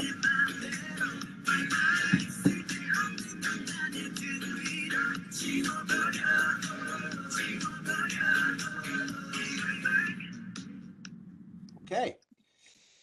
So this is a screenshot of a transaction, the transaction history that Nathan and I conducted earlier, and actually several months ago. So Nathan, you want to take us to this first screenshot? What is it saying? What is it telling us in the Yeah, block? so it says the age. This is the BSC scan where the every transaction made on Binance Smart Chain is recorded. So, and this is the transaction history of the NFT that Professor Quan owns. It says the age 107 days, 10 hours ago, it was minted, and from the minting address, it was transferred to Mr. Quan's wallet once he made a purchase.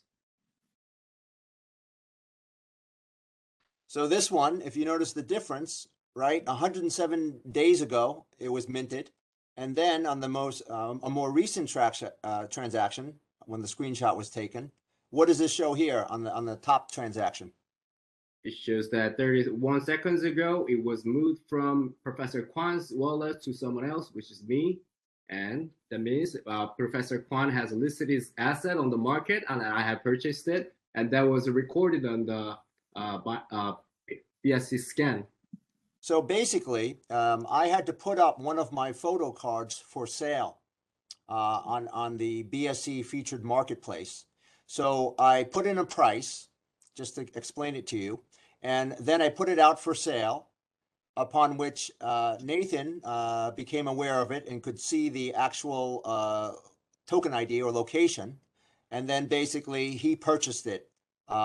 Afterwards, it was clearly shown on the blockchain. And then finally, the last one, Nathan. Yeah, next one, clearly shows that it was once again moved from my wallet to Mr. Professor Quan's wallet, which means I listed my assets purchased from Professor Quan on the market, and he purchased it back from me. Okay, and if you actually look at the numbers, the from and to, the from and to are the ownership IDs. So on the 12 minutes ago, you can see a from ending in like BD, and then it goes to owner number 3 at the very last number there. And then it went reverse 29 seconds ago. And then again, this was taken earlier in the day from owner 3, which was Nathan, back to me, which is the BD, whatever it was on the identifier.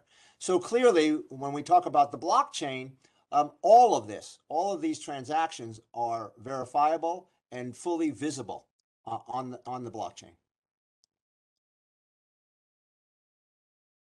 Yeah, next slide. Yeah, this is my personal point of view, but I believe that K-pop is not just the only industry that will take a huge part of crypto ecosystem, but fashion, art, and lots of industry will benefit from blockchain as well. I think fashion is one of the biggest one. For example, metaverse industry is growing bigger and bigger by time, and fashion is a must element in the metaverse. So the avatars in the metaverse need clothing, and people expresses their identity through the clothing in the metaverse as they do in the real life. So that's why a lot of fashion brands like Gucci produces NFT clothing and sell in metaverse. I know. So, and I know there are a bunch of aspiring designers in the FIT, and I personally believe metaverse will really open up new opportunities for them that never existed before. And I would actually, I totally agree with the perspective. From a business perspective, we've basically opened up a new channel, a new sales channel via NFTs, in addition to the other channels physical that we've got. So this is a tremendous opportunity. And as mentioned in several of the Forbes articles upon which I collaborated with, we did state for the record that luxury fashion firms are on it, especially because this is a huge revenue stream for them, as evidenced by Gucci's recent phenomenal performance selling their NFTs. Yeah, I personally believe, after the e-commerce was born, I think metaverse will be the biggest distribution channel for fashion. And you know, as a segue into a potentially future workshop conducted by FIT, Nathan was kind enough to actually create a bonus few slides with us to demonstrate the process for all of our creative colleagues out there on specifically how to create NFTs on Binance's smart chain. So Nathan, take it away. Yeah, so I saw someone chat about how to, they asked about how to create an NFT for themselves. So next step is I'd like to show you guys how to actually create your own NFT. So, and there are many marketplaces, but I will take the feature market as an example, since the minting fee is insanely lowered with BSC compared to Ethereum. So process is very simple, that anyone who can order a Grubhub, food from Grubhub, they can mint their own NFT. So first, as you can see from the page, you have to click on Mint NFT. And next slide. Next page, you have to fill in informations like title of your work, description of your work, category, etc. Also, you have to set up a royalty fee percentage.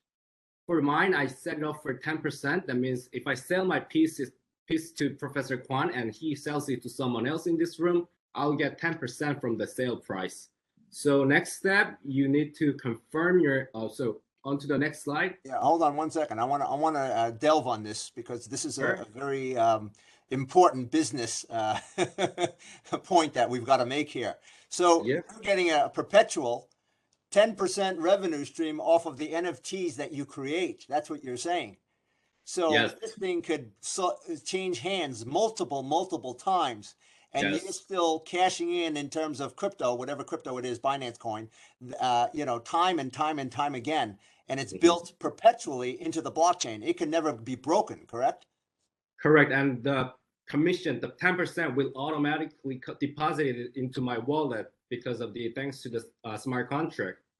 And to me and to us, this is one of the most intriguing aspects of NFT creation and the transactional nature of NFTs. I don't know about the audience, but to me, this is quite interesting. You know, as an example, Jeffrey and Jose on the photographs in my office are experimenting with my dad's. He's 87 years old, black and white photographs taken many years ago. Some of these photographs are 50 years old. Developed in his own darkroom. So we're playing with this idea. And I like the 10% revenue stream, Nathan, personally. Yep, that's good. All right, so next step, you have to confirm your gas fee. Gas fee, as explained, is the network service usage fee. And you can pay your gas fee with the crypto wallet called MetaMask. And next page. Okay, so hold on. So let's clarify what the gas fee is. Nothing is for free, right? So this is sort of a transactional fee that is part of the, I mean, I guess the expense or the cost of creating or minting your NFT, correct?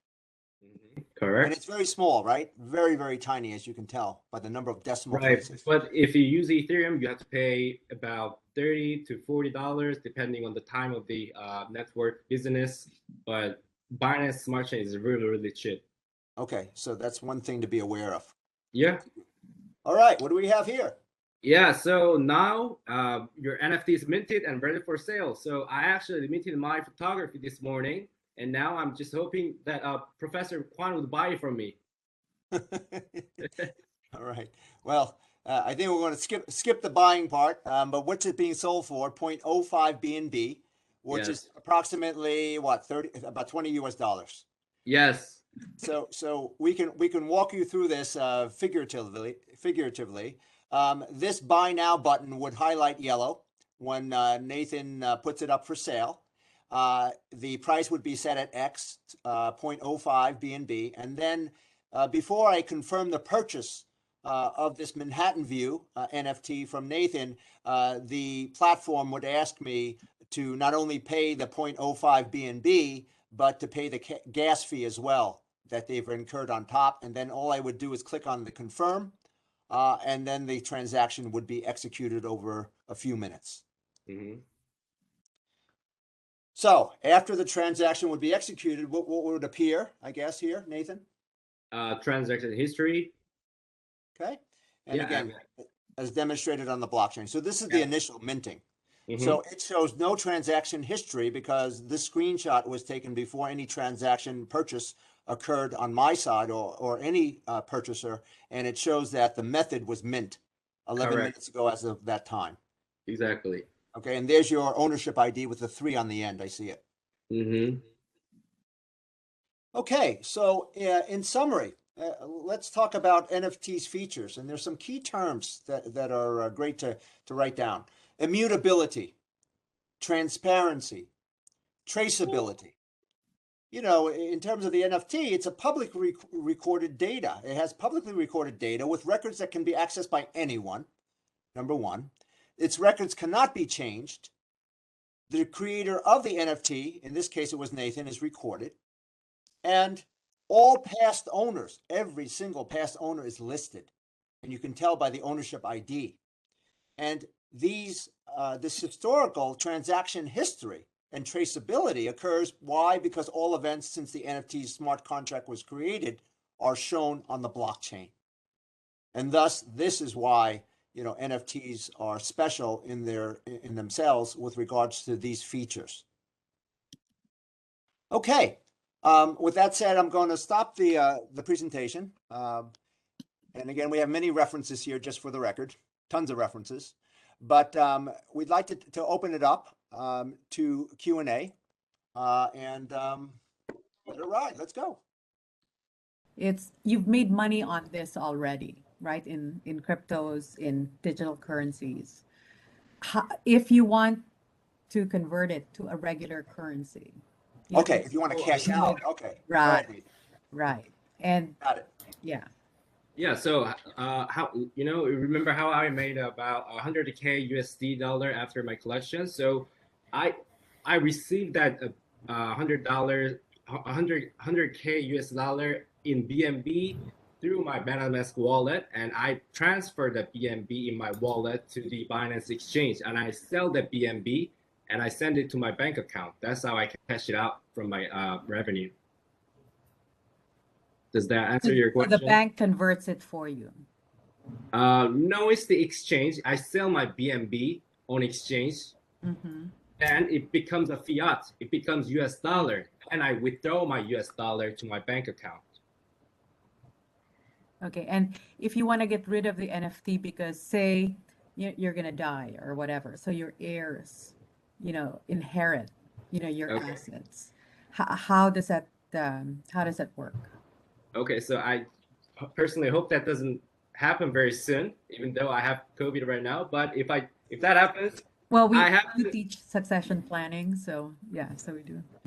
Yes, then in that case, I have my NFT assets stored in my MetaMask wallet. Then I have to transfer that NFT asset to someone else's MetaMask wallet. So that's how I, you know, inherit them. So you would trade it. Transfer. Yeah.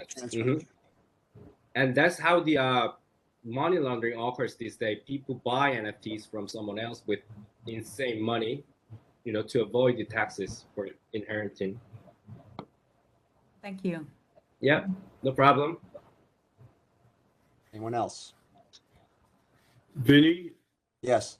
In the chat, there are a few questions also. Okay, so where do you want to start? Let's see. Well, first of all, Akio mentions that in New York State, she believes residents are banned to use Binance. Are you familiar with that situation? Yep, we are familiar. So there's, you know, again, the government is trying, or local state governments are trying to limit these cryptocurrencies from being bought or sold in specific states, and that's on a state-by-state basis. I use the Binance actually at the BPM. Yeah, I have a different address in Japan, so I become like a kind of Japanese citizen when I trade it. But I think, you know, I wish I can use that as a United States residence, but I realize that yeah, we cannot use the Binance, right? The New York residence. Yeah, and truthfully, when you say Binance, there's so many other options. Like, you know, again, Ethereum and Bitcoin's very expensive. But you know, one of our members, our colleagues, mentioned Coinbase. Coinbase is a publicly traded company, so it is under the scrutiny of the Securities and Exchange Commission. And truthfully, that would probably be a very good source for you to start and see what types of crypto are authorized, because clearly they've got SEC approval to buy and trade certain cryptos on their site. So Right, Coinbase exactly. would be a recommendation. Yeah. Yeah. Okay. But Binance is much more, has so many different, you know, Right. like the network chains, and just the Coinbase is just the Ethereum. Yeah, so for yeah, personally for US resident, I personally recommend crypto.com, FTX, and Coinbase. They have a lot of products. Yeah, just like Binance, they have derivatives, DeFi's, lots of features there. So I recommend you go there. Okay. It's a shame it's very limited. Okay, thank you. You know, you're welcome. Fraud factor. Eric asked the fraud factor. The fraud factor of what? Can you specify, Eric? Yeah, I'm asking mainly in this process, how can somebody like kind of come into the account and draw money out, you know, like a regular bank account? The password is that key is the password. If somebody gets hold of your password, they can liquidate your account, and it's gone quickly. 1, 2, 3. So this is where the cryptography and the term cryptocurrency came into play, because the account is controlled by a secret whatever key, and you lose that key, you lost everything. But if I lose my bank account number, I just walk over to Chase down the corner here and give them my ID, and they can recover, you know, my card and my account information. But if you lose your ID in terms of your password, secret password, you're in trouble. You're gone. It's gone, or someone gets access to it. Got it. Thank you. Okay, next question. Trade name or pen name? So Nathan, in setting up a crypto wallet, can you use a trade name or a pen name? Or it's really just, you know, how detailed is the information? I set up MetaMask, I remember, but I frankly don't recall how much information I gave them. Yeah, you're allowed to use pen name or trade name to whichever you want to use. Okay, so it is possible. Yes, it is possible. Okay. Next question. Buying. Yeah, Jane's asking about buying an NFT. How do I search to buy one? OpenSea would probably be one of the major exchanges. But what we don't know is the validity of, you know, where everything is coming from, meaning it's there, it's for sale. And you know, one thing about NFTs and crypto that all of us should be aware of, and when we talk about investments, you know, because I'm proud to say, I've got to announce this, that we recently on Monday launched the FIT Investment Club with our students. Okay. And this was spawned by huge interest in our student body. So I asked my students if they were interested. I said I would be their faculty advisor. And I said that the concepts that we would cover in regards to the investments would include physical, real estate, stocks and bonds, as well as NFTs and cryptocurrency. And again, this is a newly launched club, so tell your students to join us as a plug. But more importantly, when you're buying real estate, okay, in the metaverse, there was one individual who bought what was it, Decentraland? What was it called? Snoop Dogg, okay, purchased some property in the metaverse, and some individual spent how much, Nathan? 450,000 or something? Yeah, something like that. As a neighbor to Snoop Dogg on something that's not tangible. It's metaverse digital property. So that's all I can tell you on that, Judas. Vincent, first of all, you know, thank you for, you know, fabulous presentation. I think it totally complemented the kind of information that Syama was giving out in the first hour, and you added depth and dimension to it in a different perspective in the second. Right. So if you guys want to have like a, you know, continue an informal chat, knowing that our three speakers are all online, and you can just put it right in the chat or open up your mic and shout it out. So questions are open, if you will please. I have this question. So like for fashion designs to be in retail sectors, we requires all these not only the fashion design students, but also who can make patterns and gradings and all these physical supply chain labor. for the metaverse or the digital fashion, instead of them, what do we need? In the physical fashion clothing, we need like pattern makers and drapers and all these actual physical labors to create garments, like sewers. For fashion, for digital, who do we need? What kind of professions do we need? It's a good question. I believe, Vinny, that she's talking about what 3D virtual prototyping software they would use to create the garments. And Amy could speak on this as well, which would be Clo 3D, Browseware, Optitext. You can jump in, Amy. Yeah, well, Leonard, we all know though that skills are completely transferable. You need your pattern maker, you need your merchandiser, you need your fabric person. All those eyes are absolutely transferable into the metaverse. It just means that the output is digital. It's just not an IRL or real life garment, but it is a digital facsimile of it. So every one of those people in the production network right now are pretty valuable in the metaverse. Maybe not the guy cutting the fabric, but everybody else.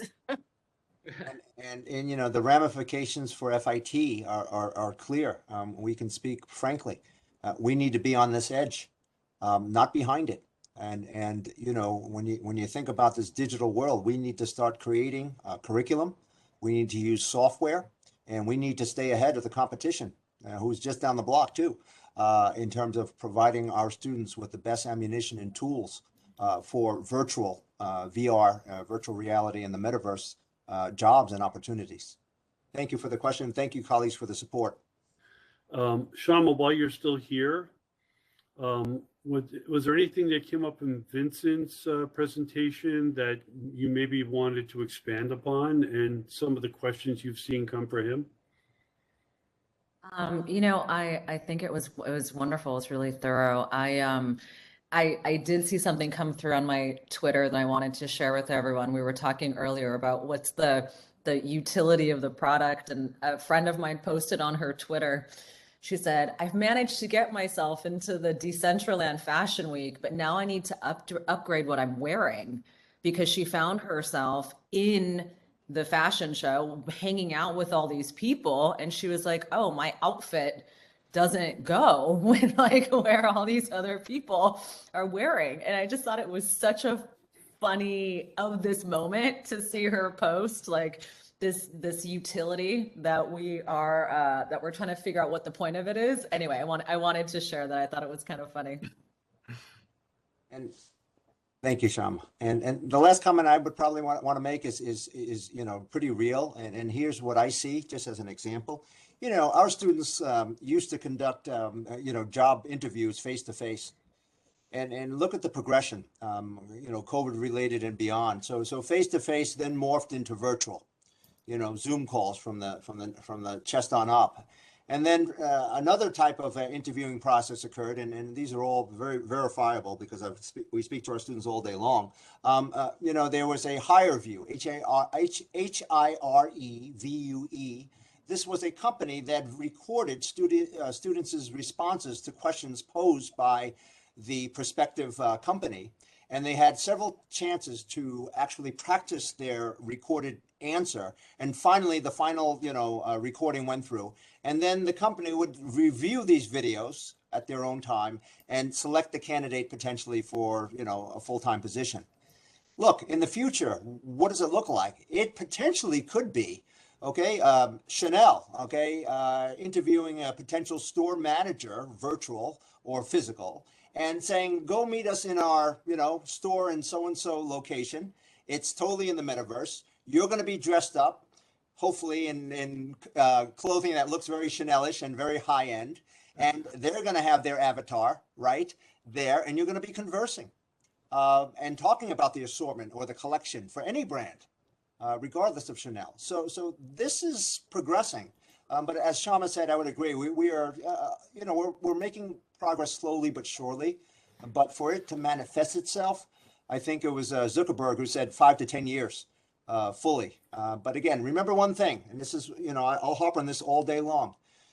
In the metaverse, and I've said this before, we cannot touch, we cannot taste, and we cannot smell. right now. So the human senses, Yeah. physical, has a tremendous advantage because we can not only see and hear, but we have those three other capabilities. Right now in the metaverse, we can see and we can hear. When someone's able to put us in a holographic sort of simulation where we can actually taste, touch, and smell, then it will be totally overcome in terms of those obstacles. Touch is actually So already cool. happening now. Yep. So we're getting there.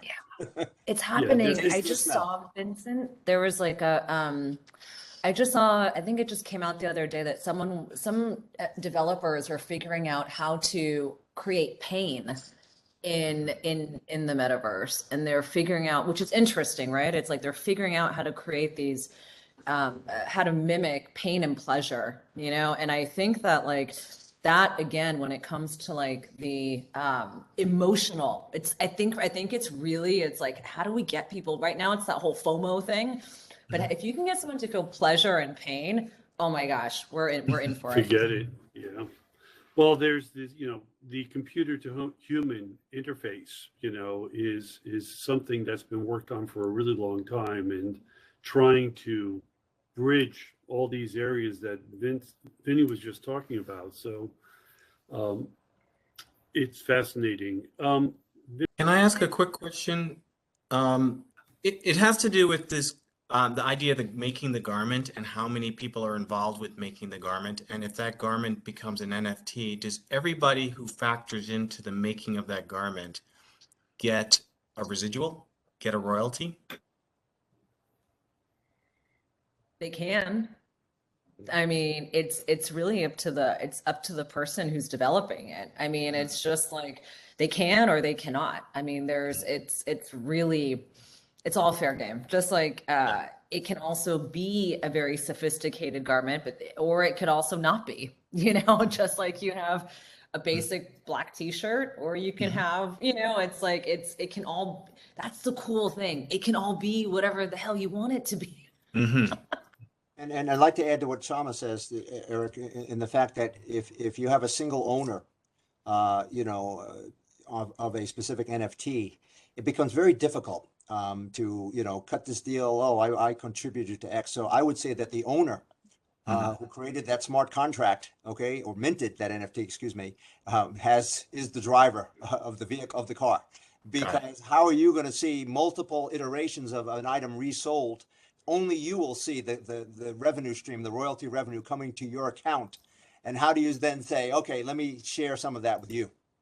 Got it. A great question, though. Great question. All right. Thank you. I think we're Thank good. you very much.